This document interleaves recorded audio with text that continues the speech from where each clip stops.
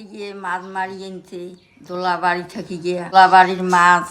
এখন নাতি কয় আগের আমার রান্না কেন করি রাঁধছি এমনটা আমাকে শেখান। আজকে ঠাকুমা আমার শেখাবে কি কেমন করে পুরোনো দিনের রান্না করে। হলদি দিলাম, লবণ দিলাম, আটি দিলাম নাতিকে, মশলার তেল দিলাম, কই মাছ, শোল মাছ, ট্যাং মাছ, ষাটি মাছ, শোল মাছ, ট্যাং মাছ।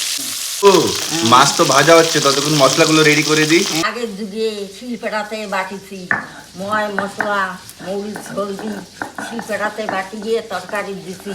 পেঁয়াজে বাটনুন সরষে বাটি মরুচ পিঁয়াজ বাটন আর নামানি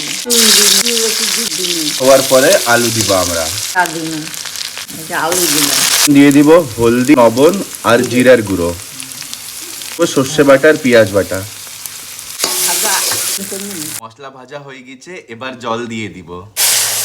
জল দিয়ে এখন ভিজেছে, এখন মাছ দেবো দিলাম।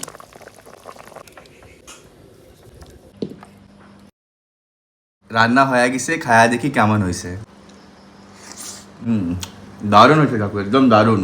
নাতি বলল আগেকার রান্ধন, এখন বলে সেই স্বাদ হয়েছে। এমন রেসিপির জন্য ফলো করবা।